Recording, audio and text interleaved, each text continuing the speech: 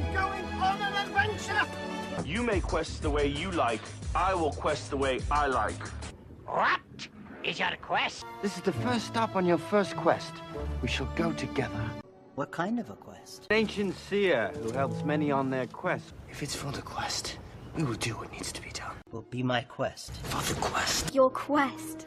Let us quest! This quest sucks. Welcome into Quest for 100, everybody. Episode 3 of our amazing, wonderful new show, part of Malice Core family of podcasts. I'm joined with the wonderful, the amazing, who has an even better poster and cooler poster than I've ever seen in my life, Shape of Water there. Mr. Bcon, what's up, dude? Not much. Been watching them movies. Dude. I'm all caught up, baby. I'm on pace. I still have we have one more week in February, and I've got 2 more movies to go. So, Well, I think you might actually be ahead of me overall on the count, so we'll have to see when we get there. But 14. I'm at 14. You're at 14. I'm at 14 as well. I'm at 14. So 2 more to right go. on. Or 8 per month. That's true. Well, 2 a week, 8 a month, and we're at week 7. This is going into week 8 of the year, so yeah, we need to be at 16 by the end of the week. So yeah, no, it'll be good. I think it'll be easy, especially now that we got some good flicks. I caught a re-release of Mary and the Flowers Witch. Got released in an indie theater near me, so that kind of caught me up. I didn't have to go watch a total dreg type of movie out there. I was actually able to see something I really wanted to see, so that was cool. And that's the same creators of like Hal's Flying Castle, right? Yeah, so the animation director from those films broke off of Studio Ghibli and created his own studio called Ponoko or something like that. I don't know how to pronounce it. Sorry. Email jack.malice all of your hate mail and pronunciation corrections. But so he broke off. The last film he did with Studio Ghibli was The Secret Life of Arrietty. And right. I heard really good things about that. I saw that get multiple nominations, things of that nature. So this film, Mary and the Witch's Flower, was the first film from that studio. Oh, that's awesome. And it released in July, but with all of the Oscar buzz it's been catching, they did re-releases in theater. So I went and caught that instead. So I was really excited to be able to catch that because I thought I'd missed it in the theater. Dude, my theaters have been doing some re-releases as well. Like I could go see, of course they have Shape of Water still in theaters right now. So good. Amazing movie. And if you haven't seen it, please go check it out. Watch it in theater. It's so good. Still, after 14 movies, it is my favorite movie of the year still. But you could go watch Get Out is playing in theaters right now. Oh, that's awesome. Yeah. Billboards is in theaters. Get Out would be perfect to see. Theater. Dunkirk, yes. Yeah, so they're only playing once a day, and so they have one theater. It's my local theater. They have actually one room, one theater screen, and they just are rotating in these 4 or 5 Oscar nominated movies, and it's only this week and next week. So it's kind of cool that you can go check one of those flicks out again in theater. That's awesome. No, and I love when theaters do that. I love a lot of the times AMC or Fathom events. They do a lot of that stuff. Fathom is mostly known for taking Broadway shows and putting them in theaters. But they did these most recent ones with Mary and the Witch's Flower. So nice. It was really cool. Yeah, it was really cool to see that. They did a bunch of, on the instead of watching trailers for other things, it was have a bunch of cool discount codes from Luke. It was kind of it's a different experience when they're being sponsored by, to get on the theater screen over there. So that was kind of cool. I'll do that. That's cool, man. Yeah. But yeah, so you were looking at my wonderful poster. So I do have the dude. I'm not gonna lie. Every time I see it when you're on cast or anything, I'm so jealous of it. I'll send you a link so you can get your own because it was rather inexpensive. I actually paid more for the frame than I did for the for the artwork. I need a link for that bad. Oh, and then I have the Black Panther. That's so cool, dude. Green glare coming from my new monitor, but it's all good. Hey, you can just see me twice, so that's cool. You got me here, you got me on your glare. Well, you with the mask on. So dude, yeah. Could you imagine me layered into the Black Panther mask like that? That'd be awesome. Speaking out the bottom. Oh yeah. Well, here's the cool thing about it. With vibranium like that. It's just gonna cover right over the beard, and then my beard will have adamantium plating. So I'm about that. Yeah, absolutely. It's gonna make it a lot tougher to shave, but it's all right. Well, that's a more reason to not shave. Speaking of Black Panther, our last episode 2 was, I think, 3 days prior to release of Black Panther, so we were not able to talk about. All we had was the hype train to discuss, and I'm just, yes or no, did it live up to that hype? B. It did. Absolutely. We were so worried. Man. I went back and was listening to it when I was doing all the audio edit. And dude, I was listening to us get hyped about it, and it was getting me more hyped about it. and then I had like the soundtrack in while I was playing Monster Hunter. Dude. And I'm just like, just get jamming down on some Monster Hunter and getting more and more hyped. And then I went to see it. Bro. So first of all, definitely top 5 favorite superhero movie of all time. Absolutely, top 5. Absolutely, 100%. Absolutely. The crazy thing was though is just that soundtrack. First of all, Kendrick Lamar. I don't listen to any of his music. It's just not. I'm not a huge genre fan for him. But everybody always told me he's amazing. He's phenomenal. You should just give him a shot. The Black Panther album had me pulling up his albums as well to see what he's about. I'm a total fan of his now, especially after what I heard from the Black Panther album. And I listened to that thing everywhere. I mean, I woke up to it. I had a speaker that I was like getting ready in the morning and shaving my neck and showering to with it, driving in the car with it. That album is phenomenal. The soundtrack's amazing. Every piece of music done in that film is so phenomenal. And for him to get a hold of that and throw it onto that album was just amazing. So much good on that album. Oh, dude, it was wonderful. From the soundtrack to the casting, to the directing, to the visual cinematography in the movie, to the story. We were so worried that we weren't going to get just a true, straight up Black Panther story, and we got one.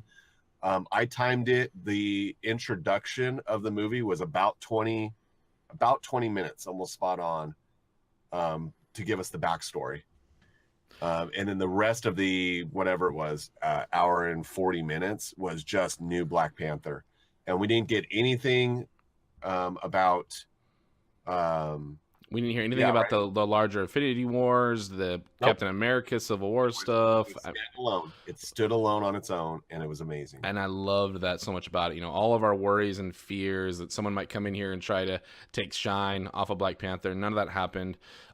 First of all, I have to say, a really phenomenal intro into that movie. I was not even aware the film had started because I was waiting for all the big cinematics and stuff like that and all these things going around it.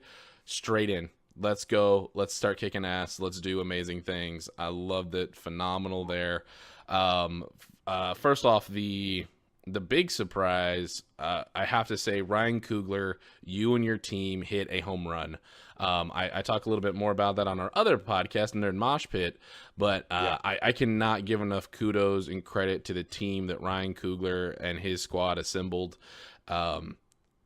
Near flawless for me as the movie goes. I do have 2 minor complaints about the flick that we'll get into a little bit later, but I don't want to do that right now because if you haven't seen Black Panther yet, you should probably turn this shit off and go watch it because you're failing as a comic book hero, technology fan in general, just a fan of any genre. You're failing in life if you're not watching this. I literally was in the theater today. There was an 80-year-old, a no joke, 80-year-old woman in her full Wakanda garb. What? Had it ready to go. I was talking to her in the theater.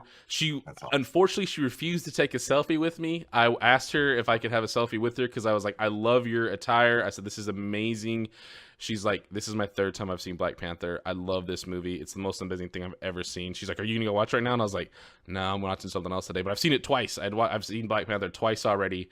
And she was like, good man. She's like, it's amazing. I'll probably see it 2 more times. I was like, go on. I was like, I love you so much. Shout out to Juanita, who I met at the theater. So that's freaking cool, man. Yeah. Wakanda forever. Wakanda forever. Yes. She was awesome. She was so cool. It was so cool to see her in the theater. I just looked at her. I gave her a big smile and I was like, I know what you're going to go watch. She's like, yeah, buddy. That's so rad, man. That's cool, man. Yeah. That's a cool little story. I think more than just watching the movies, I love when we have great stories that come from the movies. My Black Panther story is not so. It was still great, but I had. You know how much I love MoviePass. Oh yeah, absolutely. I love my MoviePass. And by the way, if you haven't checked out MoviePass yet, and we are not sponsored by them by any means, but they have a great deal right now. It's $7.95 a month. They're doing a sale right now. Yeah. You need to go get it, and you need to go watch more movies. Get some more movies in your life. Start with Black Panther. Yeah. But my MoviePass actually didn't work. Well, and if there's the thing is, because I know there's such huge fans, MoviePass, you know, I know you guys are huge fans of the show. You're tuning in every week with us. Let's get some of this stuff fixed, man. Let us work some stuff out here. And I think it may have just been like the congestion, or it could have just been there was something wrong with the app, because mine didn't work, my buddies didn't work, and my wife's didn't work. So we just paid for our tickets. But then, man, I've seen 12 movies on MoviePass this year already. I have more than paid for it. Yeah. More than paid for it. Yeah. 12 of my 14 have been on MoviePass. Yeah. So. If it was another movie, I might have been a little more upset. And I might have just said, you know what? I'm going to go do something else for an hour, come back and see if it works. I might have done that. But I was like, bro, I am so excited for Black Panther. I am not walking away from this theater without seeing this movie. And so, and I had there was 7 of us there. So again, we had half a row, decked out with us, dude. It was so cool. Well, man. and the thing with Black Panther, so when I went and watched it, that's one of my 12. That's one of the 2 movies that I've seen this year that I did not have my MoviePass on, because I wanted to see it at midnight. And there are events and moments in the theater that I'm not willing to wait and get close to hedge my bet. I bought my Black Panther ticket almost 4 weeks ago. I've had this for a long time, ready to go, set up. So yeah, and that's no big deal when it's something you're that hyped for, and especially if you're going to that midnight show. And I went on a Sunday night, so, and I'll tell you what, the theater was still packed.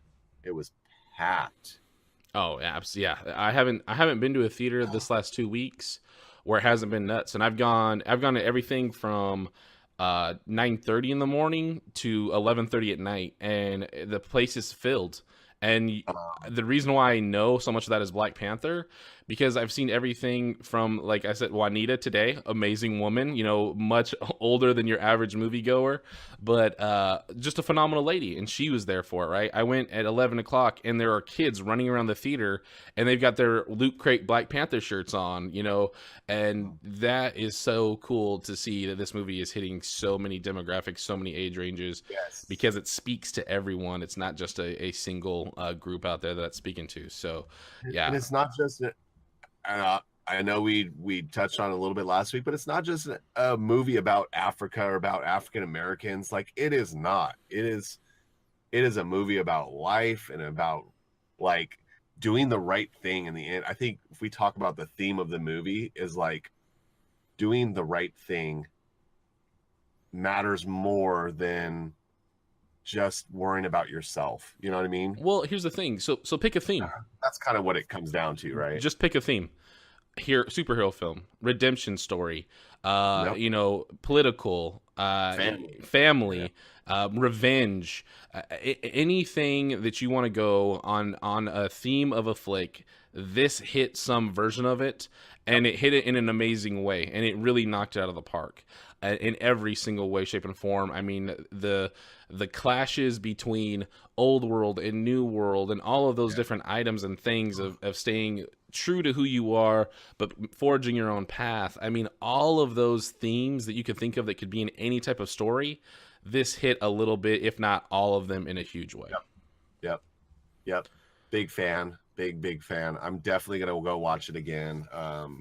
At least one more time, probably 2, maybe even 3 more times before it goes out of theater. I will probably see it at least one more time. I got to pace myself to make sure I'm still on track and I don't. Well, and that's why I had to do double duty today, catching the second flick, because I'd seen Black Panther twice, So that's just one of those things, and I will gladly do it as soon as March rolls around. I'll probably sneak in another showing of it there. So we're both at 14, which means we both saw 5 movies since we've last talked to you all fine folk. And if you're listening to us or watching us, thank you so much.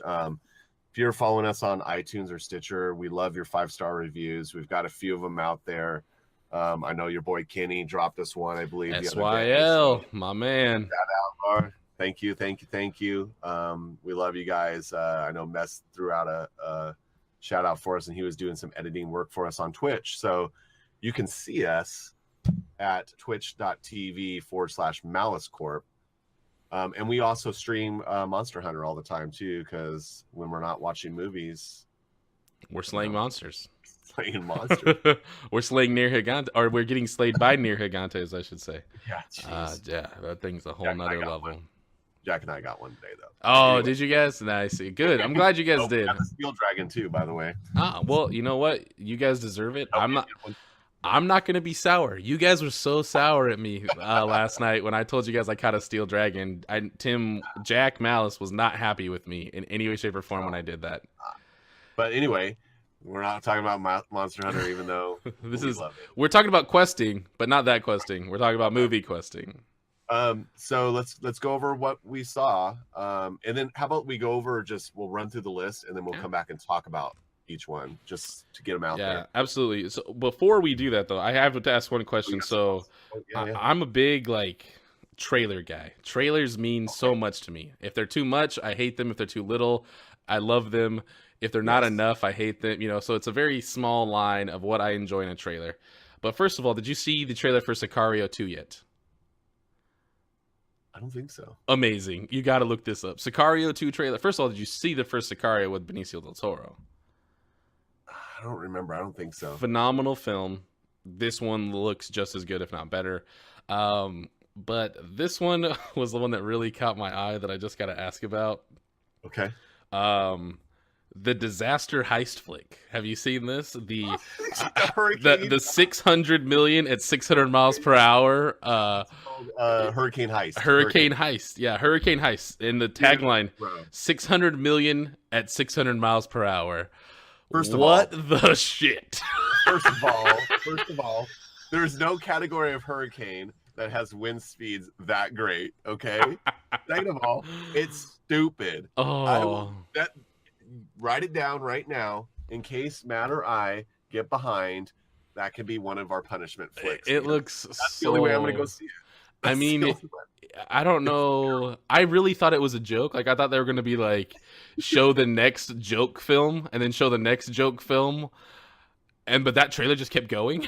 And I was like, oh no, this is a real thing. This is really happening right now. I thought we were going to see the dude from Stranger Things walk out and go, "It's a Tide commercial."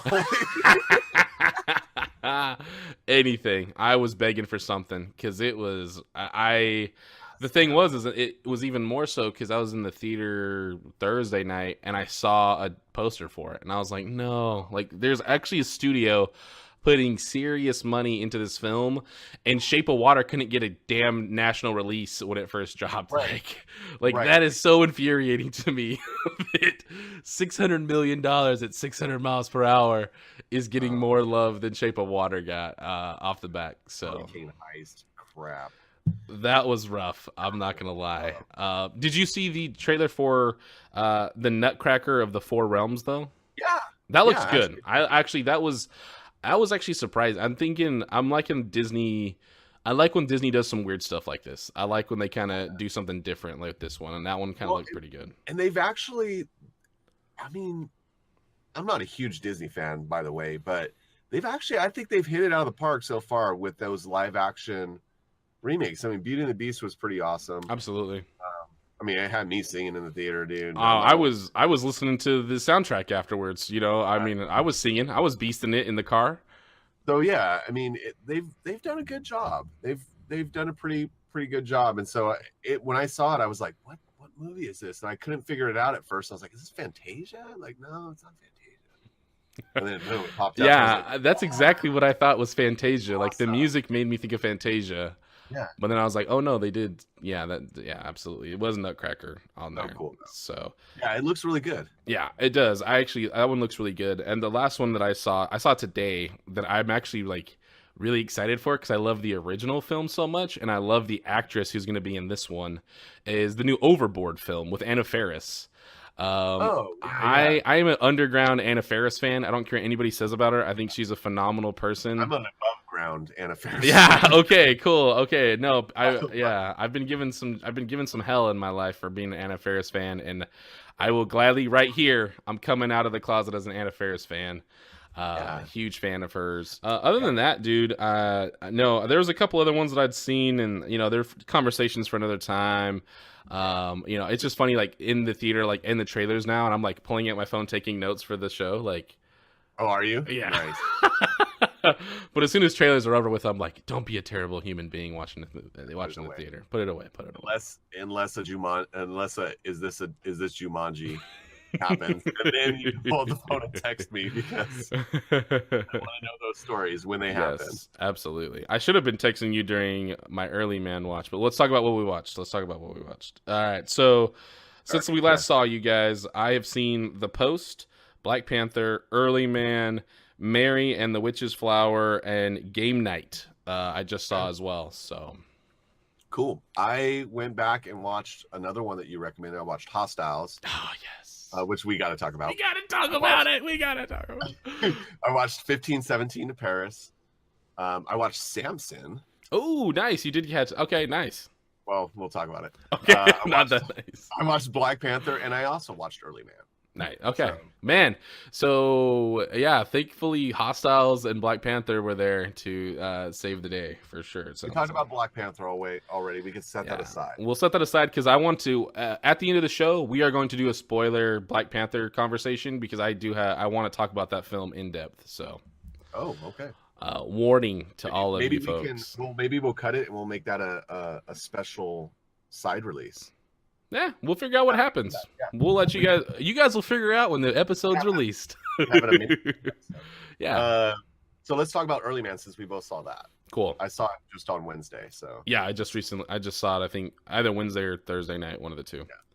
Yeah. So the only thing I liked about Early Man, honestly, Nancy Williams. No, Mr. Rock. Mr. Rock was I was a big fan of Mr. Rock. I was a big fan of Mr. Rock, and then once he left the show, I was done. I was like, you know what? I don't think this movie's for me anymore.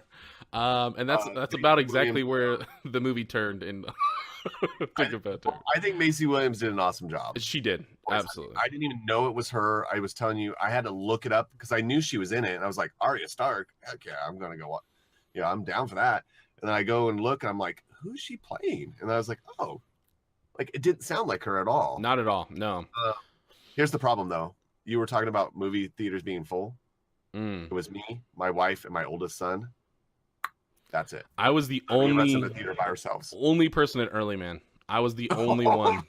Oh, dude. I was the only human being in Early Man. I was afraid they were going to turn the lights on and turn the movie off because I was the only person there for Early Man. And that one made me feel terrible because I was in the theater and all these people are going to Black Panther. And I'm like, one for Early Man. And the lady taking my ticket to take my movie pass was like, kind of gave you a look like, Early Man? Oh, I was like, yeah, Early Man. Just give me the ticket. I'm doing a podcast. All right, I'm doing a podcast. And halfway through, you're like, honestly, going to Black Panther. Don't judge me. I have 2 ticket stubs for Black Panther. All right, don't judge me. I've already seen it. Oh man, but yeah, Early Man.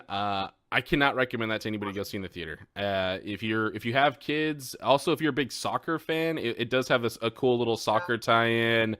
Talking about this is where Manchester, where the game of football started. That stuff is fun, kind of tongue-in-cheek stuff that I know huge football heads they'll get a laugh out of and they'll have a ton of fun with it. Wait for it to come on home release. I can't recommend someone buying a movie ticket for that. Yeah, I mean it was okay. It's not the worst movie I've ever seen. Definitely not. Well, by far. Here's what you want to go for is the animation. Yeah. For the most part, I would say. So I always like to think about how did I feel when I walked away from it, and I was like, I didn't fall asleep. Mad, but I didn't fall asleep. Yeah, I didn't fall asleep in it, so that was good. And I was the only one in there. I mean, I could have started sawing logs, and I did not do that. So, especially because it was late at night. I mean, I went, I think, at 10:30 for that one. So, but no, the thing is that film, it's done by the guys that did Wallace and Gromit. Shaun of the Sheep, I think, is one of the other flicks they did. Go for the animation. That animation style, that kind of digital claymation is just so killer, and they are flawless at it. They really are. It was a flawless work with that animation, and that's one of the things that I have to give it up to. Like, there was a lot to not like about it, whatever. I'm not going to talk bad about flicks on here. It's definitely worth seeing, but go for the animation if you're going to go watch in the theater. Yeah, absolutely. Yeah. And the voice acting for the most part was good too. Like I said, Macy was good, and Tom Hiddleston. Yeah, that played he was the actually, king. No, he was kind of funny actually. Yeah, he was. The whole the scene with the bird message. All right, that was funny. The pigeon recording was pretty awesome. Absolutely. But yeah, Early Man, not at the top of my list, but you know what? Have a couple beers before you go watch the flick, and maybe you'll enjoy it. But Matt's beer counter. There you go. But do not drink and drive. Drugs are bad, kids, and only drink alcohol responsibly if you're 21 years or older. Yeah, now I don't have a guilty conscience about someone going out and getting drunk watching the film. So you would enjoy it that way. There you go. You probably will. The Post. So can I just say The Post? I loved The Post, first of all. I love the stories of us needing the free press. These are great stories as to why we need free press, why they shouldn't be owned by public corporations to edit and audit and, censor what the stories should be told. They should be done responsibly. 100%. I think The Post did that really well. They weren't releasing anything that was going to harm soldiers or troops or anyone across seas. But man, I love The Post. The thing with The Post, though, is I was kind of sitting there and I'm like, why is Meryl Streep in this film if she's going to play this woman? Like, it really took me back because this was not the normal, like, Meryl Streep movie. Very meek, timid character she was playing. But by the end of the film, her character arc, I was like, now I know why she played this film, because there's so much subtlety in that character's growth with her not necessarily being the main character of it was phenomenal. So I love The Post. I was a huge fan of The Post. Yeah, because Tom Hanks obviously overshadows her quite a bit in the film, but and this is what I loved about it is it's true story. Yeah. And Kay Graham did something for the free press that everybody else was afraid to do.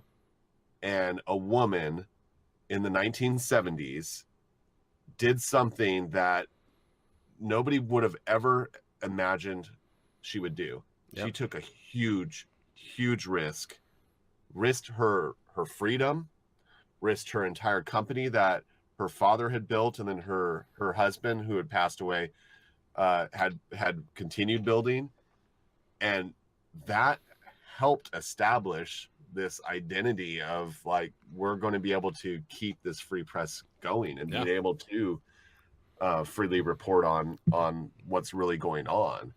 Yeah, and one of the reasons why the Washington Post is what it is today, and it is one of those last kind of bastions of that free press and the newsprint. So phenomenal story. I can't recommend The Post enough. If you get a chance to go see it, if it's still in a theater near you and you have not checked it out, I recommend The Post. It was very, very good. Yeah, it was definitely good. I mean, there's a reason that it's got 6 Best Picture of the Year nomination. Yeah, it's been the two people I did not expect to see in that film, Bob Odenkirk and David Cross. What a reunion of Mr. Show. I was like, what? Both of these guys are in the film. This is awesome. And Bob Odenkirk, by the way, knocked it out of the park. I loved his character. I thought his character was phenomenal. Odenkirk's character was killer. So yeah, as been Bagdickian. Bagdickians. Sounds like a bad Louis C.K. punchline. Yeah, it's a very important character. All right, so yes, The Post, Hostiles. Hostiles. Let's talk Hostiles. Can we come back to it? Okay, we can come back to Hostiles. Because I think we can spend a lot more time on it. Mary. What'd you see? I saw 1517 to Paris. Oh yeah, how Clint Eastwood film? Not good. No, hold on. Let me say, story is wonderful. Okay. Very good story. I'm watching the movie with my wife, and I keep are literally turning to each other like, this is not good acting. Like, this is really not good acting. And I couldn't figure out why. We got about 3/4 through the movie, and I pulled up on IMDb, and I'm like, who are these actors? And I look, and it's the 3 friends that are the heroes in real life are the actors. So then I was like, okay, that now it makes sense. And then I actually felt better about the last fourth of the movie. So I was like, okay, I don't know why Clint Eastwood did that. I don't think it was a good decision. I think the story could have been told better that way, but I was okay with it after I knew, okay, it's the actual dudes, and it's kind of cool. Yeah. It's a risk that someone in Hollywood had to take, and Clint Eastwood would probably be the only one that would have been able to pull a card like that. With that being said, it was very choppy. Yeah, it doesn't surprise me. In my opinion, it was not well done. But well, honestly, the story is good, and it's a true story, and the story is being, for a fact that the story is being told by the three people. So that made it okay for me. And I would definitely say watch it, but that's one that I would wait.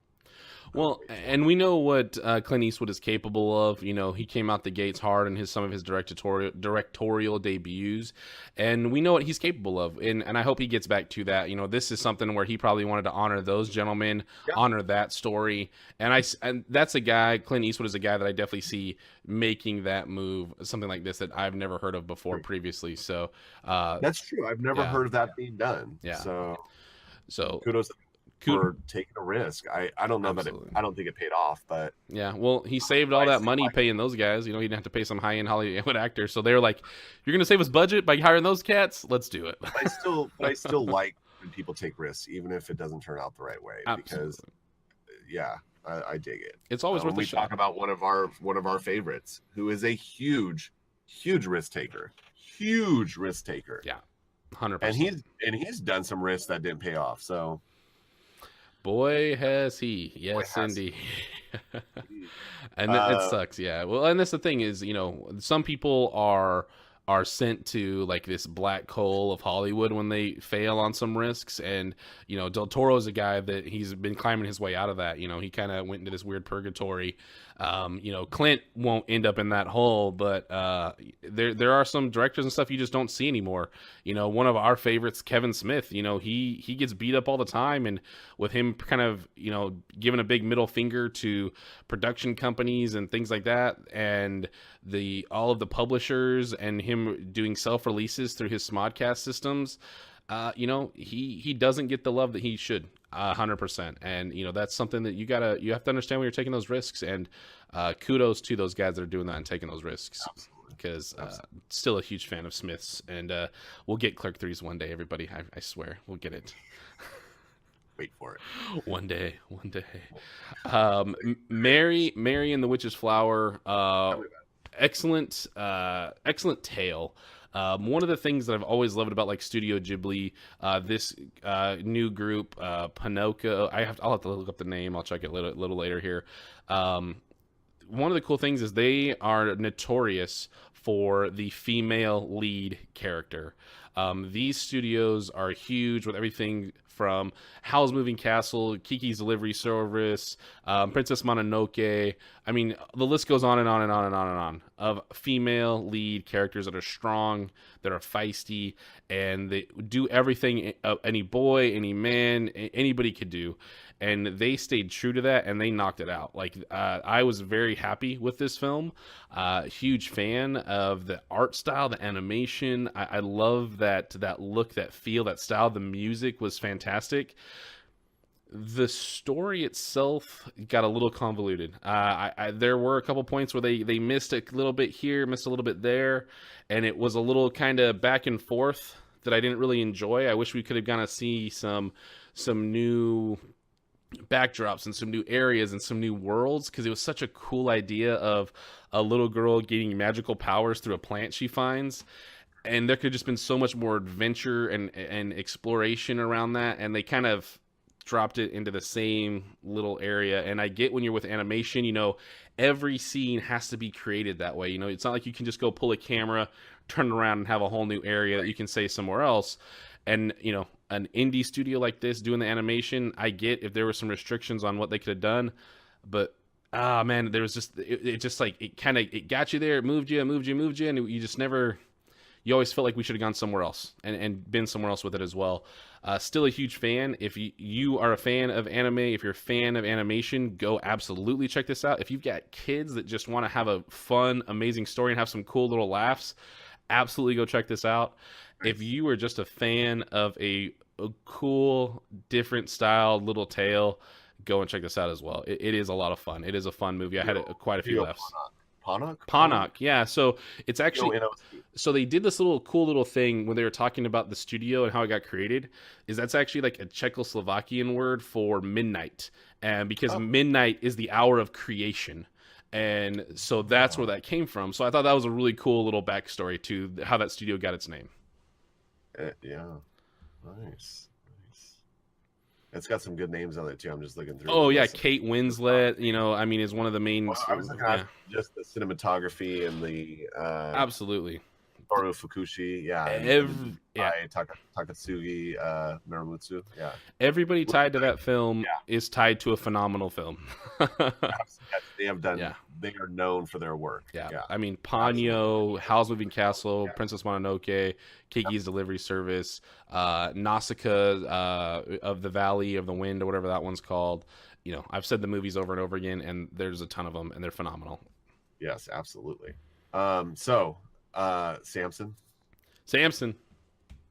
I want to talk to Samson. Fly me to the moon and back. Give me some of that hair, Samson. It wasn't that kind of Samson.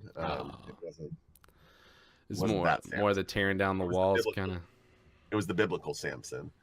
So from somebody who knows the story well, I can tell you all my friends out there who want to go see this because they know the story well. It's about 70 to 75% accurate, somewhere around there. Better than average. They definitely take some liberties of their own with a few things. I went with one of my buddies, same buddy I go to the movies with all the time, and he fell asleep. Ooh. Couldn't hold him, huh? If you really like the story of Samson and you're a big fan of the story of Samson, go watch it.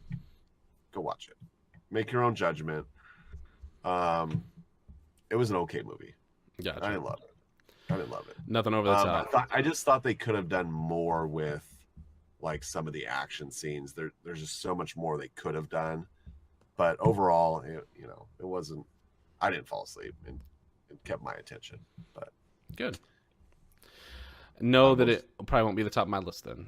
That's good to know. Yeah, I would. There's other things to go see. Gotcha. I'm just being honest.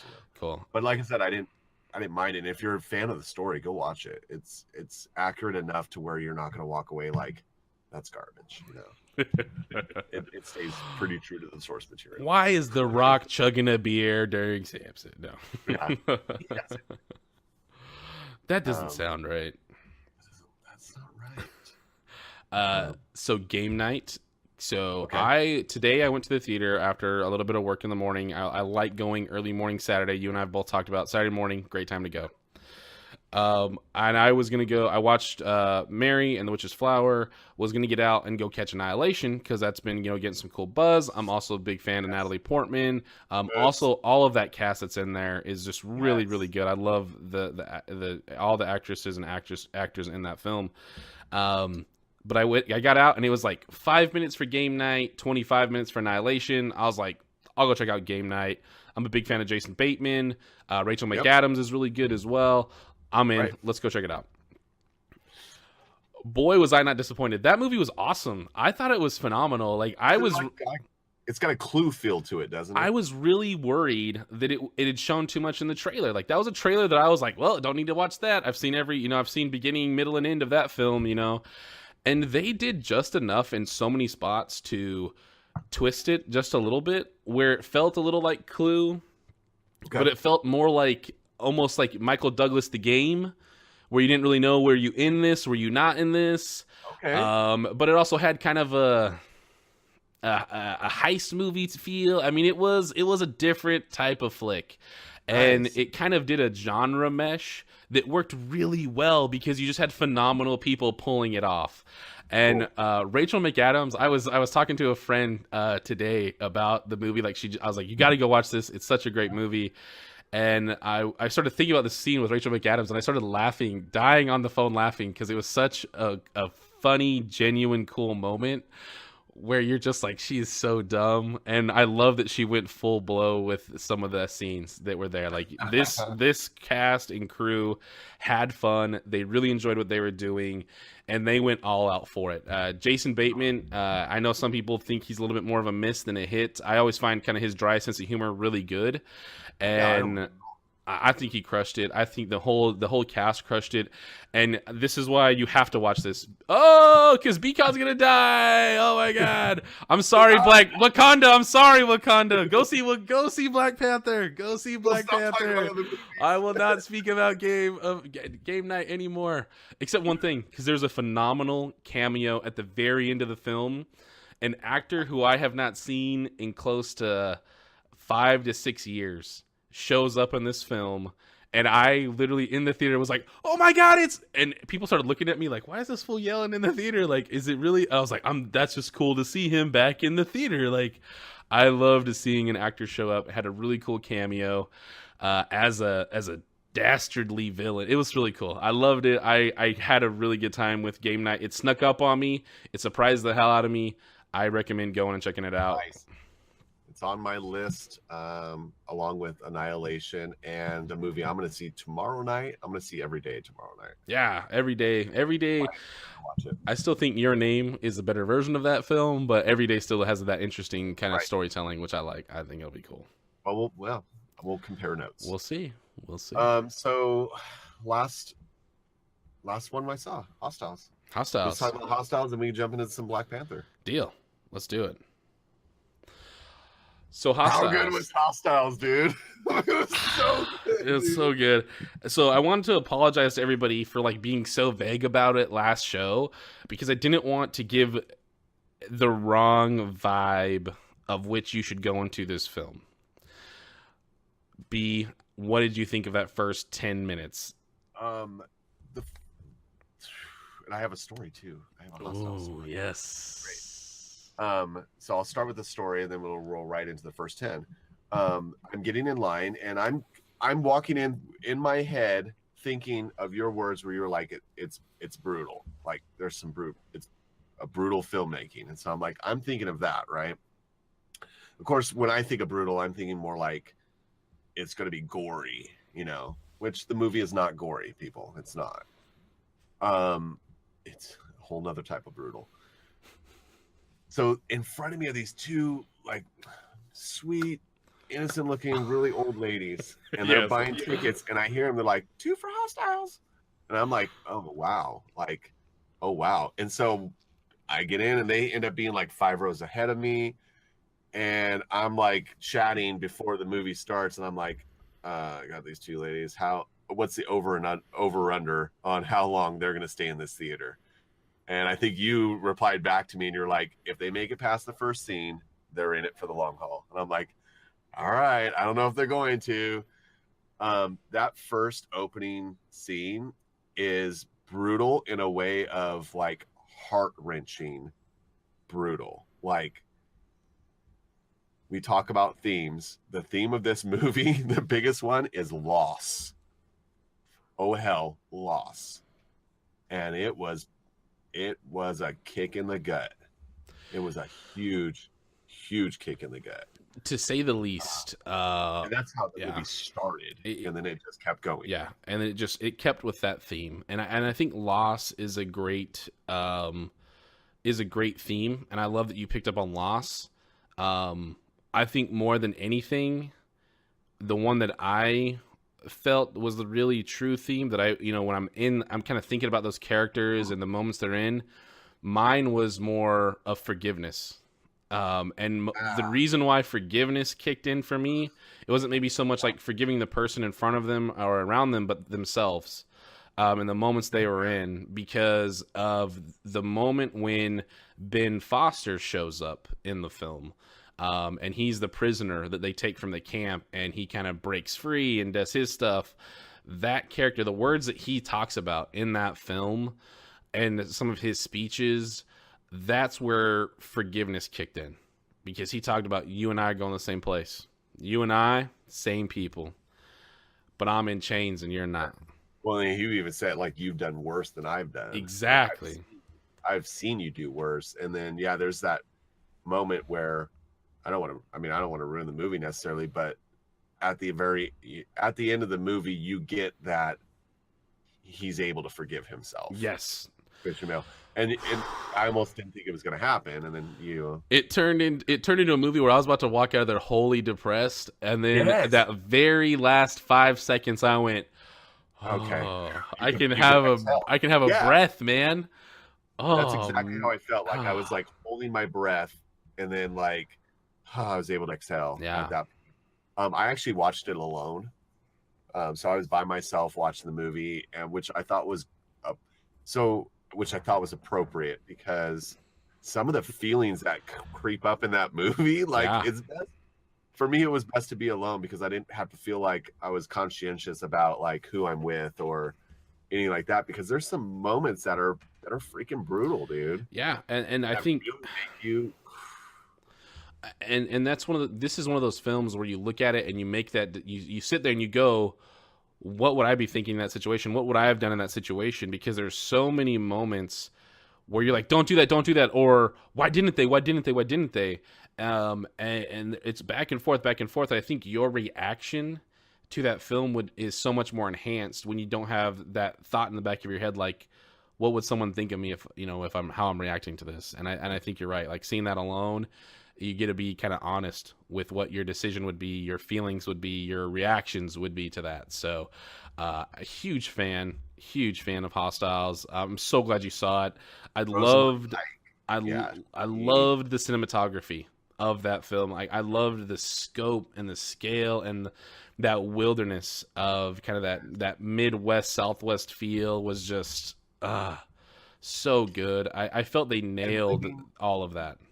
Living at where I live, I'm so close to Montana, which is the final destination of where they're going. I wonder, I would have to look and see where they filmed it, because it definitely looked like they were, because they're going from New Mexico up to Montana, and it looked accurate in what you were seeing. Yes. Thinking about going through Colorado and then all the way up through. It definitely looked the part. And what I think I love about it, and we talk about period pieces as some of our favorite movies, I got that feeling of, this is what it was like, this is what it was like to be, in the 1890s, probably, whatever it was, when I guess I'd have to, I'm on the actual page right now, but 1892. There you go. And so you're post Civil War, 1892, and I got a feeling like, man, this is what it was like, And you got to think, like, most of the tribes have been driven off their land, and it was kind of like settling those last kind of bits of, like, the Apache tribes and the different tribes that were still out there, fighting for their land. And yeah, man, there was a lot of that feeling of brutal in a sense of, like, this is our history too, like, and the things that we did, but what I love is that it comes around, and the characters grow so much in that film. I mean, the migration from, I'm a soldier who hates savages, to where he ends up at the end of the movie, and where the chief ends up at the end of the movie, and just that whole journey together, that motley crew, I think is what you described it as, man, it was so good. It was just, it's a great movie. I cannot recommend it enough. If two really old ladies will sit through it, I love those old ladies. I don't know about young children. Probably not a great idea, but I would say if you're 12, 13 even on up, I would say it's a great flick to go see. Yeah, I agree. Huge fan. Loved what everybody did in that film. I loved all the acting. Jesse Plemons, though, the guy who plays Todd in Breaking Bad, was in this film. He is also in Game Night, and he's probably one of my favorite characters in both films. He is such a weird, creepy guy that I hate almost every character he is on screen. He's literally like nails on a chalkboard. When I see his face, I hear his voice. Oh, he played the lieutenant. Yeah, but he's just so good in his roles. And Game Night, he's amazing in Game Night. Okay. So shout out back to Game Night for Jesse Plemons, who's also on Hostiles.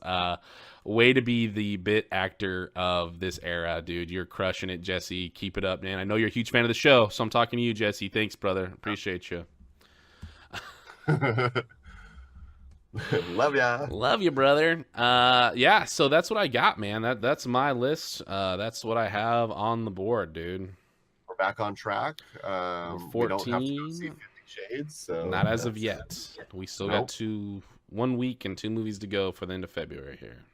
Well, we'll be back with you guys mid-March. Yep. On the first week of March or so, second week of March is when we'll be back with you, and we should have seen 4 by that time. So easily, yeah. If we're staying on track. Yep. Gosh, man. Anything else you saw? Anything you're excited for that you want to talk about before we go? Yeah, we'll just end it with March is going to be a phenomenal month with Ready Player One. I'm so jacked for. It's kind of like it come out here pretty soon. It's early March, I believe. And then late March is Isle of Dogs. So yes, Isle of Dogs, I think, is March 28th. So it's almost like we get to start with. So there's those are the 2 films in March that I am most excited about. Yeah. So of course, do Ready Player One. I am. In a world of pure imagination. I'm gonna be. I don't know how to feel about it because I feel like I feel like I might get disappointed. Once again, the hype train. I have to watch the hype train. I'm feeling, but man, Spielberg. Like, this is where I like Spielberg though. Like, this is his wheelhouse. Like, good sci-fi is Spielberg's wheelhouse. This is what he should always be doing. He does a great period piece film. He does a great action flick. But he needs to kind of stay out of the animation worlds and some of that other stuff. Some of the family stories, I'm not really into some of that stuff. I love his sci-fi stuff, and his Ready Player One is what it's all about. So, yeah, that's what I'm hoping for. Is that he does what he does best, which is just kill these types of films. Give me that summer blockbuster. Yeah, I'm looking forward to it so much. And then of course Isle of Dogs. They keep playing the trailers in my theater still, and so I'm like, every time it comes on, I'm like, shh. And then like this last time, my wife and I are like quoting every line like in the trailer. That's when like you're super jacked for a movie, is when you can quote every line in the trailer. And that's the thing. Like, I hate the trailer for Isle of Dogs. Really? I hate it. I hate it so much. You're Duke. Because I know what Wes Anderson's doing in that trailer, and he's not telling you really anything that's going on, but he's giving you this semi-half-assed story of what could possibly be happening. But I just feel like it's not going to be anything close. It's not going to be anything near that. And I'm just trying to that trailer. I feel like is such a misleading piece. And I kind of hate it, like, because I'm like, but it sounds so cool, but I can't wait to see a Wes Anderson film again. I haven't seen one in so long, especially these animated ones. Just like, there's so much I love about the idea of that flick, but I'm doing everything I can to stay away from that trailer. I hate when that trailer comes on because I'm just like, stop watching it. Stop watching it. I want this movie. Oh, that's like the.